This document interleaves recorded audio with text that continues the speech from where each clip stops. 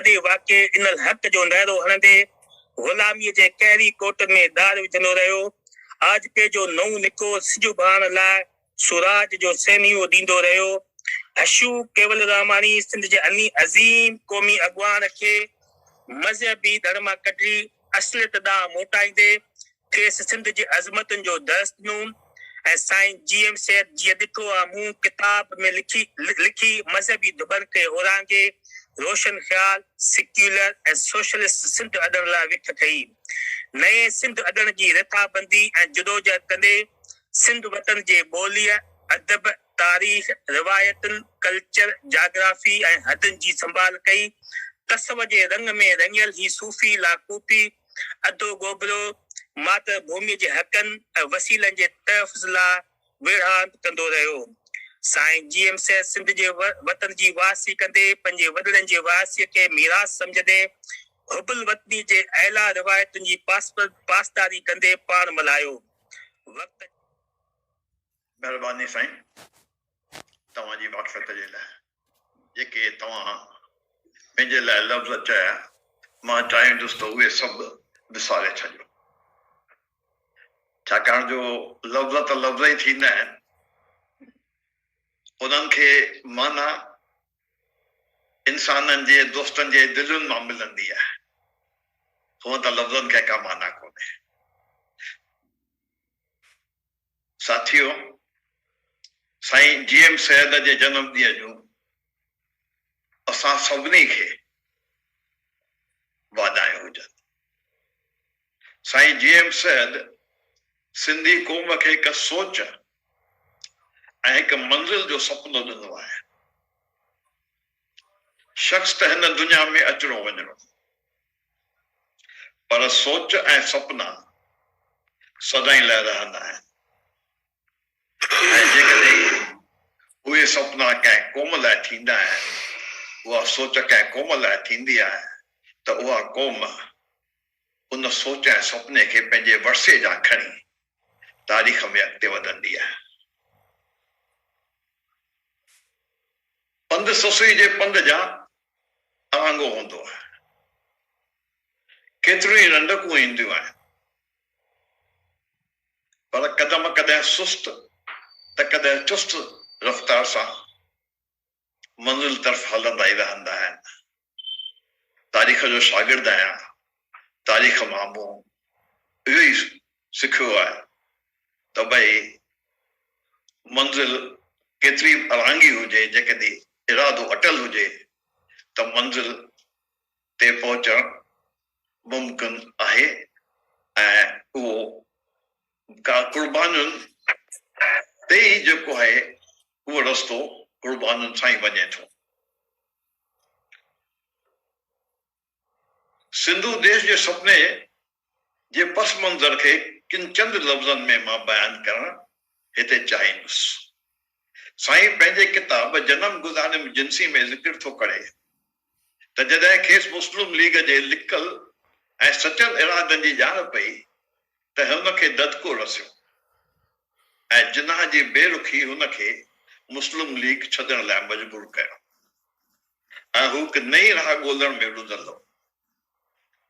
ईअं ऐं उन वक़्तु हिंद सिंध जे नामारे दानिश्वर हशू केवल रामणीअ खे सिंधी क़ौमत जे जुदागान हस्तीअ जे मफ़हूम सां वागे छॾियो ऐं अहिड़ी तरह हिन जी सोच खे हिकु नओं रुख मिलियो ऐं उन तरफ़ हुन जी जुस्तजू ऐं पंधु शुरू थियो ऐं उन सोच जो नतीजो हो आज़ाद सिंध देश जो नज़रियो, जंहिंखे हिन सॼी ज़िंदगी अर्पे छॾी।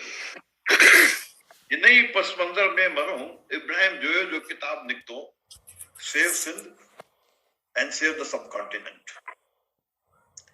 इहा अरबीअ में बदिलजे थो। बुनियादी तरह पाकिस्तान जे नज़रिए ऐं सिंध जे तवारीख़ी नज़रिए में टकर आहे। हिकु विरहाइण जो नज़रियो आहे ऐं ॿियो एके जो नज़रियो आहे, गॾु करण जो नज़रियो आहे, जेको जंहिंखे सूफ़ी नज़रियो चऊं था। ऐं पाकिस्तान जो बुनियाद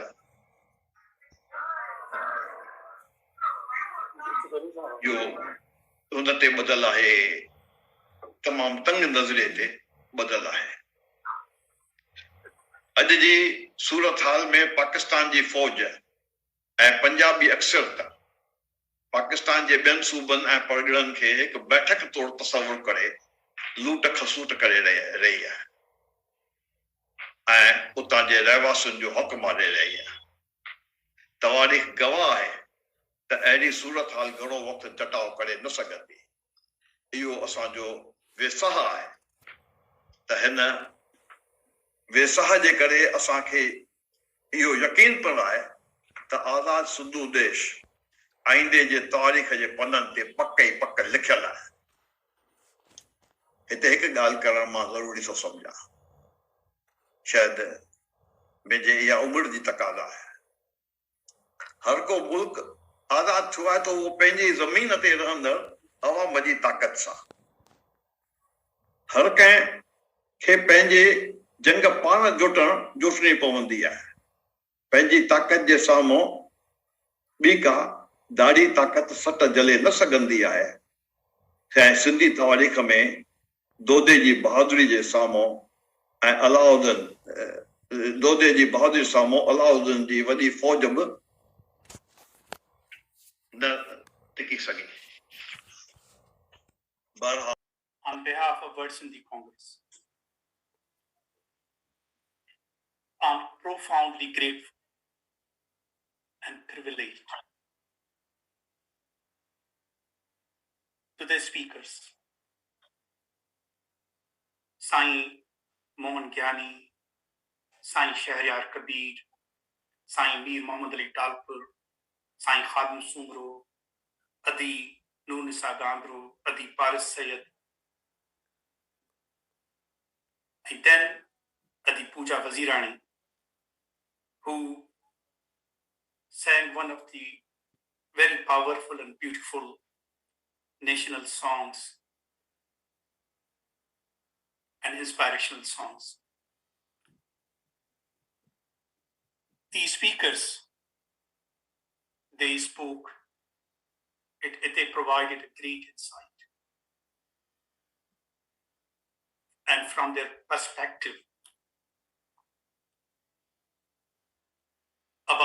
on various aspects of the gigantic personality of our times and for the times to come in future. Sain Mohan Gyani